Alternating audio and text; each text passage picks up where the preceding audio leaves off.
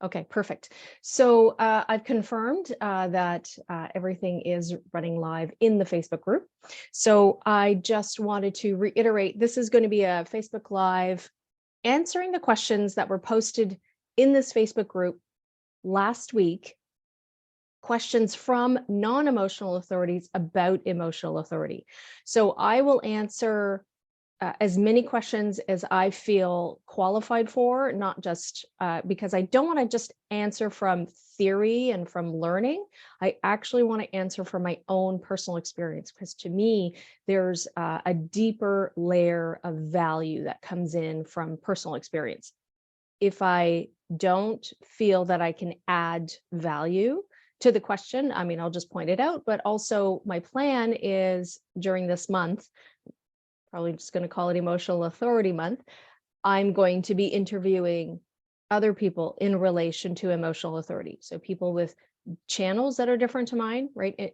An individual channel, a collective channel regarding their emotional waves and their experience, as well as some non-emotional authorities and their observations and their perhaps even coping mechanisms, and how to interact and how to be a healthy, aligned, non-emotional authority, especially in the presence of emotional authorities. So stay tuned for those. I will get those organized. So if you are watching, please, by all means, pop in the chat, introduce yourself, say hello, tell me where you're from. I love that people are from all around the world in this Facebook group. And without further ado, let me get started on the questions from non-emotional authorities. Okay, so question number one, it's a question, but it's probably a little bit more of a statement. Lee B. Can you guys please try to take accountability for your own emotions and not send them my way, pretty please? Please just go take a walk, dance, or sing. I'm not trying to drown in your emotions. So Lee, I feel you. And what I can say is it's a challenge to control other people and their behaviors and so on, in order to, for your own sake. That's one of the things. Now, there's a few things that I can say regarding this. Certainly, taking accountability for one's own emotions, that is a very healthy state in general, whether somebody knows human design or not. Not everybody is there. Not everybody has that level of awareness with regards to their own emotions.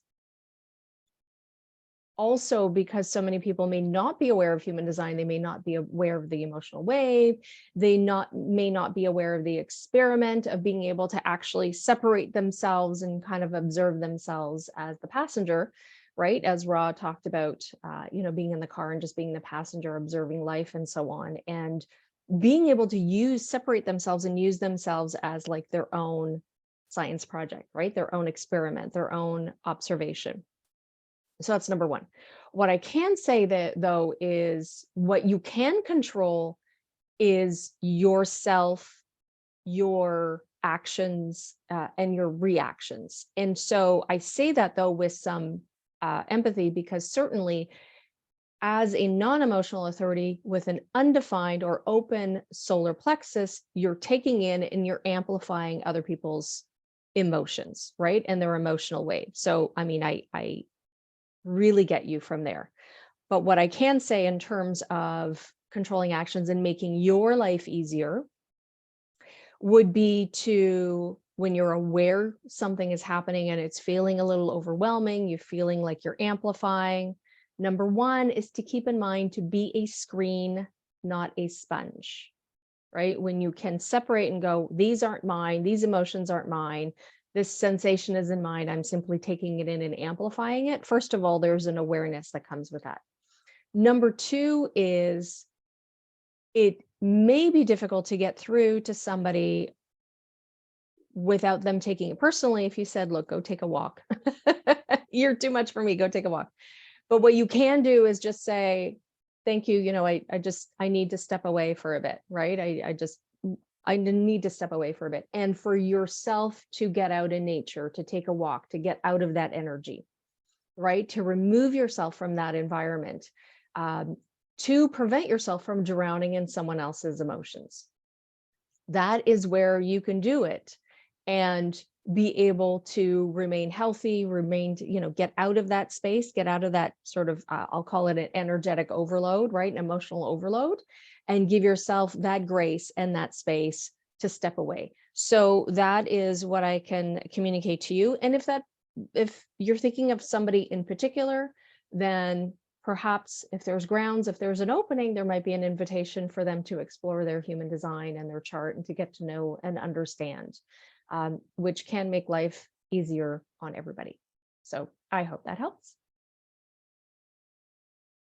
Kelly posted, why is it called emotional authority instead of emotional liability, especially for generators and manifesting generators who have the defined sacral?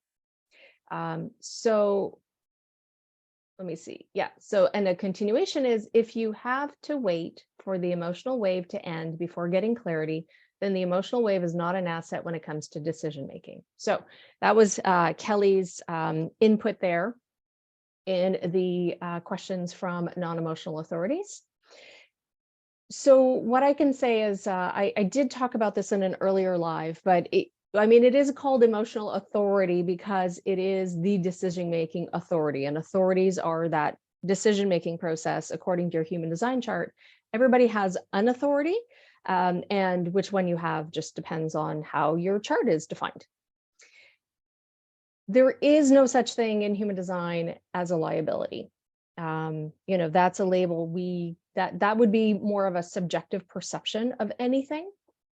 For any keynote in the chart, not just authority. And I'd like to take this opportunity to remind you that you are designed perfect for who you came here to be and what you came here to do. And so is everybody else, including people with emotional authority. I think where we get wrapped up is thinking that waiting for clarity is a detriment, that waiting is a detriment. And I want to go back to some of the deeper tenets in human design is about timing, right timing. Not everything is immediate, in the universe, in our lives and everything, right? There's such a thing as right timing. There's, percolating, right? Sometimes there's revealing truth over a certain amount of time. I also pointed out in another live that just because the theme of the emotional solar plexus is wait for clarity, right? There is no truth in the now, right? Those were Ra's words, right? The theme of the emotional solar plexus. Just about every authority has some form of waiting, whether it's overt or not. Or I should say, it has some element of right timing, which may not always be immediate. So to recap that statement I had made a couple of lives ago, one is, if you have sacral authority, you can have a response in the moment, but you may not always have a response in the moment. Your sacral might not have enough feedback to know the answer is yes, the answer is no, because I don't know, not sure, not now. All of those are like that third category, which is, I'll call it almost like a flatline response. Like, right? That's your sacral going, And so those answers are not always available immediately. Not to mention, a sacral needs that something to respond to. Intuition, right? Your spleen, splenic authority may not always have an answer in the moment. That answer might come later and it'll just drop in. The will center, right? Ego authority, the will center, the ego center, the heart center, different names, same center. That is really about having the will and the energy to fulfill. And the will center is a work to rest motor. So that energy will not always be present. So what may be a correct decision may not be in the moment a correct decision, because that energy is not there to fulfill. That will is not there to fulfill, right? The willpower to get it done is not there to fulfill. Will centers, ego authorities can really benefit from sounding boards to really feel through whether or not they have that will, right? Whether that conviction is there in their expression, in their voice, their resonance. Self-projected authorities, sounding boards need to talk it through, need to feel that whether or not that decision is aligned with who they are, right? And their identity. Mental authority, right? Called environment authority, or sometimes none, right? Those are mental projectors. They need a sounding board to talk it through. And reflectors are lunar authority. So what a reflector can benefit from is a full lunar cycle. So 28 and a half days or so, 29 days to really feel a decision through, and possibly more than one cycle. So to label or to see emotional authority as a liability, I think is missing the depth of emotional authority and missing the value of emotional authority, because that clarity can be really deep. And I've talked about high quality yeses. Not to mention, when you're lower on a wave, a person's lower on their emotional wave, there's a lot of creativity. There may not be a lot of clarity, but there's a lot of creativity and exploration that can happen that comes from that wave. So I wanted to share that in case that may be of help. Okay, Uli, hello, Uli. So Uli mentioned sacral can also have a yes in the moment. However, without a motor connected to the throat, action will happen later when timing is right. Uli, thank you for that share. Very valuable feedback with that. So I just wanted to reiterate about emotional authority and this view about waiting for clarity. Now, to be completely transparent, and I did mention this in another live, when I first found out I was emotional authority, on the one hand, it made sense. Oh, okay, my clarity comes over time. That made sense with what I had finally sort of come to somewhat experiment on my own, but it took years, decades. Boy, if somebody told me out of the gate that was my authority, life would have been so much easier.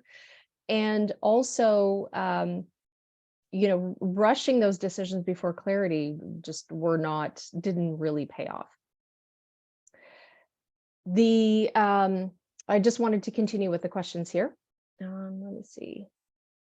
Okay, so yes, so Teresa in the chat with regards to emotional authority had a really good point that I wanted to mention as well. Hi, Uli.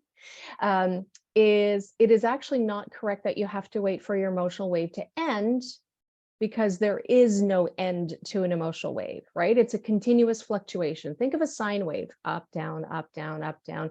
It's continuous. Now the pattern will be what it is, but it's just this continuation.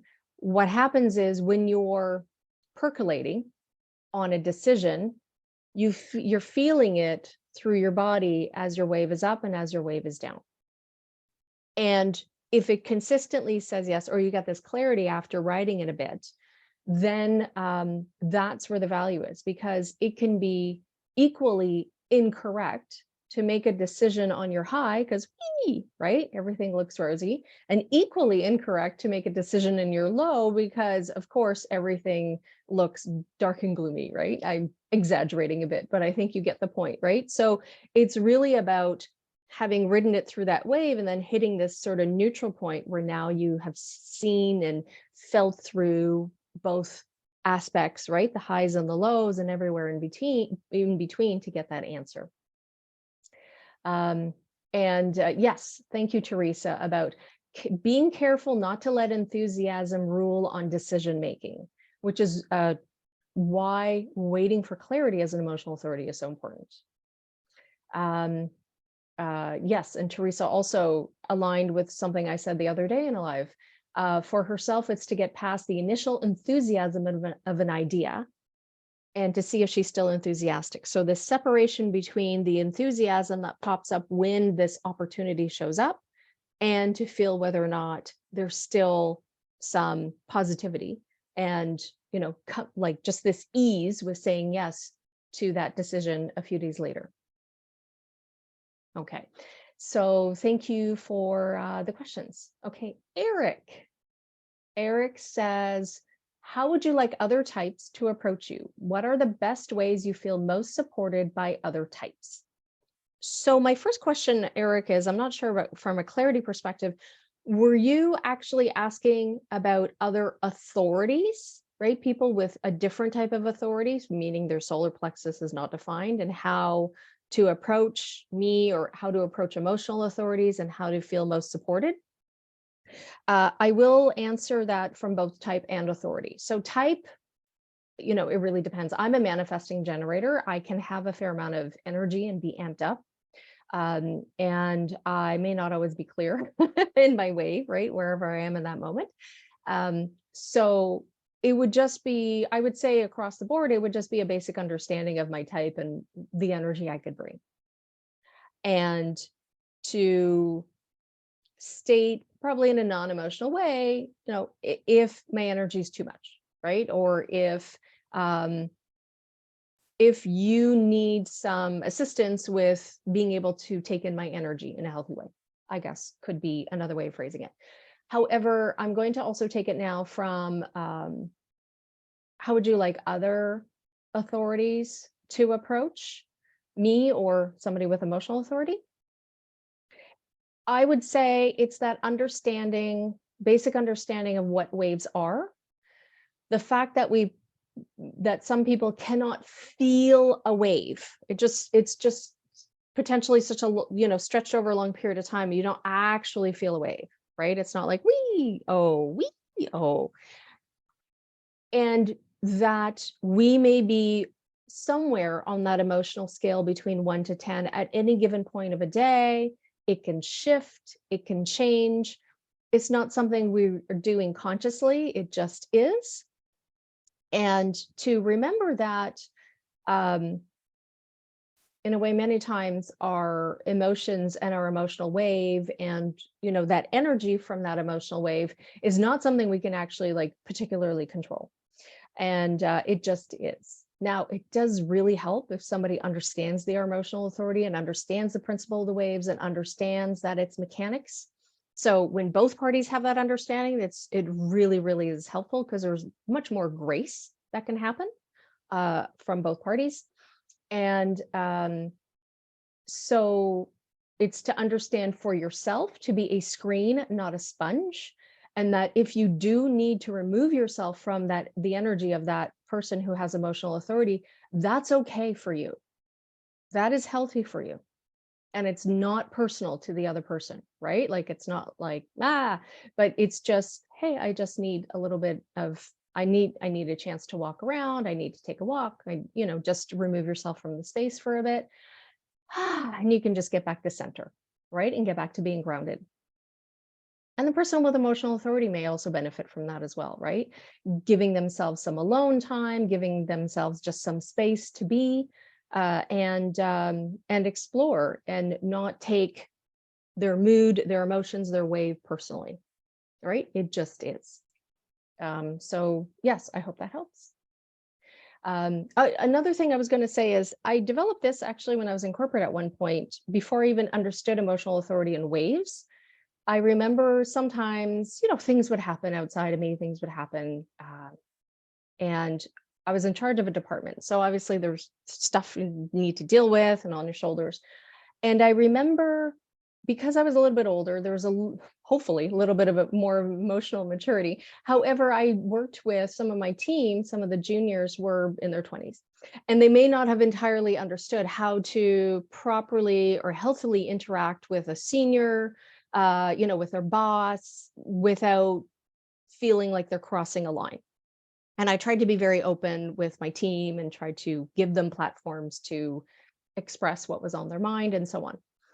And I got to a point where I told them, I said, look, I just want you to know that sometimes I could be grumpy. Sometimes I could be in grumpy mood. And I want you to know that 99.99999% of the time, it has nothing to do with you as a team member, as a person on my team. I'm very happy with you guys, very proud of you guys. You guys do awesome.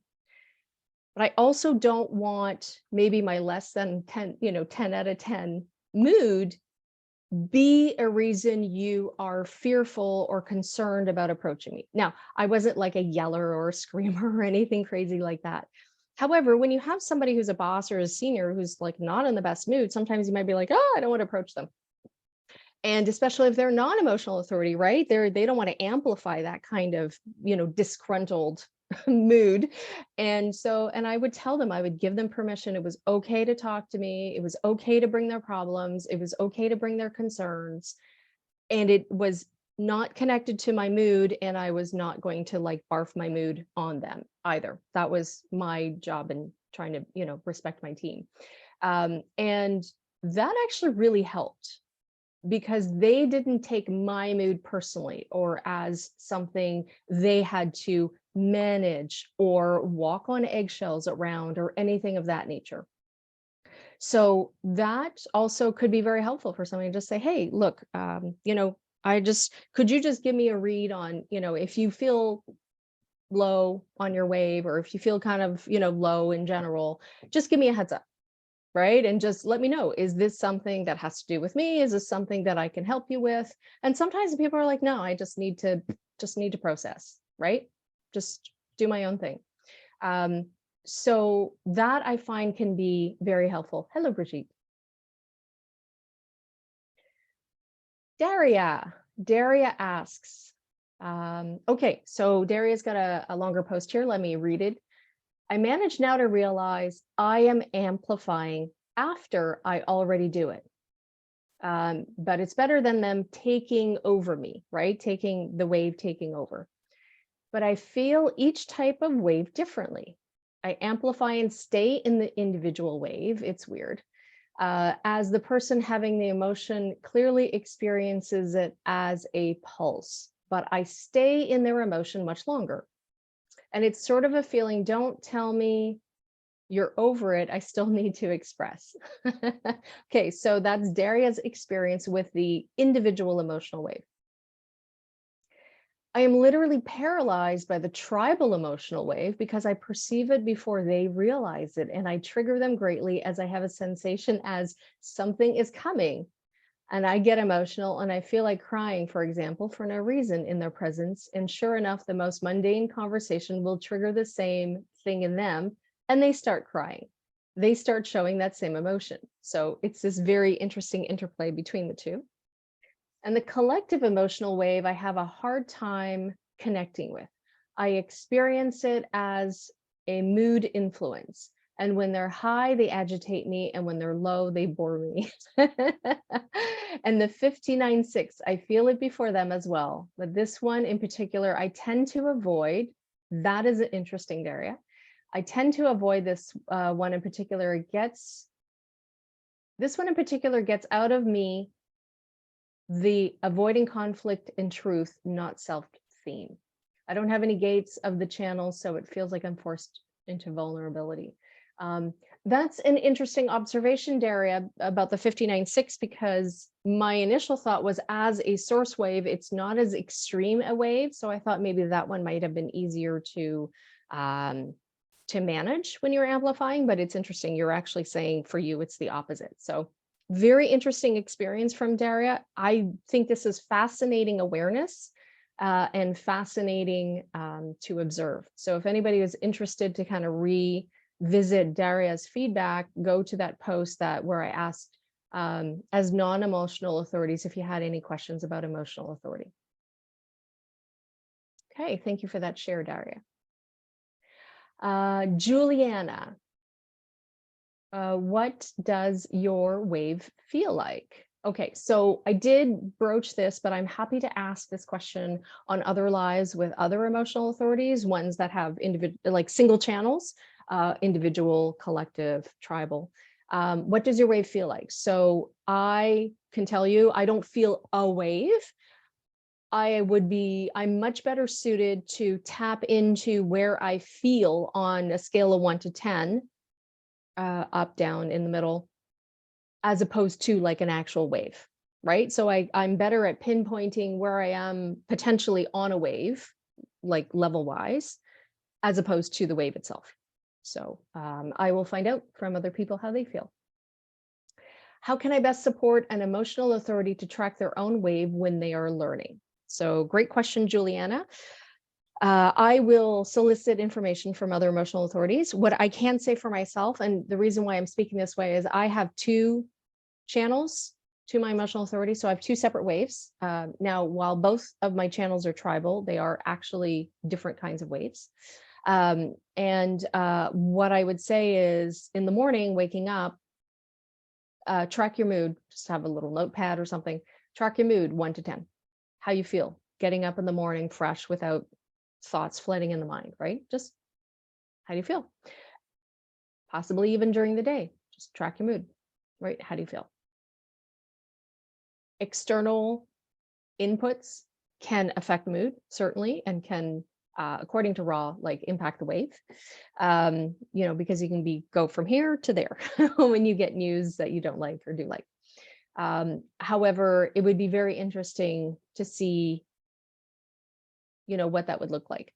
For me, I would just say, because I have 2 waves and I don't know if they're in sync or not. I don't know what each of their timelines are. All I know is that I just wait for clarity. And sometimes that can give me a read when that clarity hits. I've noticed 3.5 weeks on some bigger things can definitely. There are some things I have needed much longer for clarity for. Designing a bigger program that I'm in the works of preparing to launch. That was, well, gosh, I've been brewing on this program for about 2 years, but I didn't have I didn't have the tools in my toolbox, I guess, if you can say.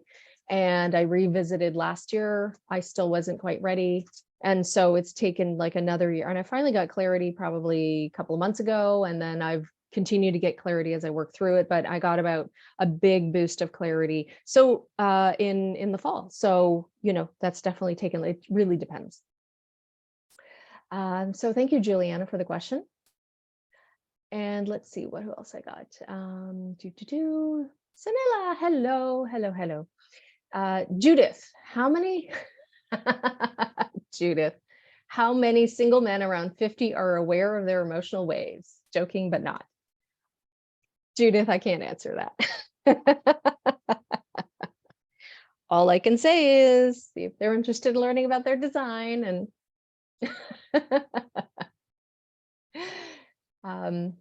Brigitte, so Brigitte, you submitted a series of questions, which I think are great, and I'm happy to answer those on other lives.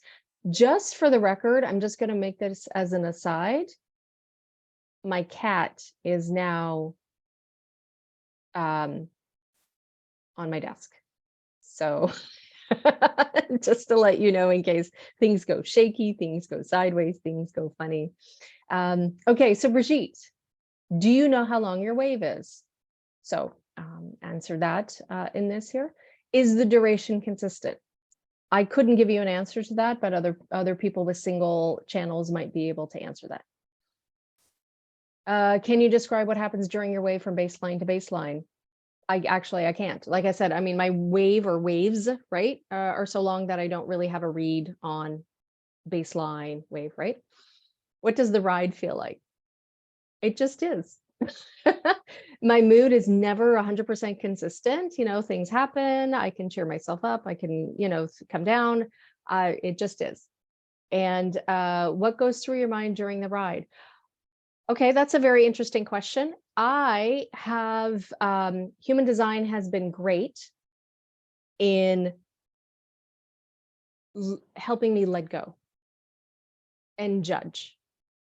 So I let the ride be, and I don't attach as much. I don't attach as much to it, I guess is probably the best way I can say it.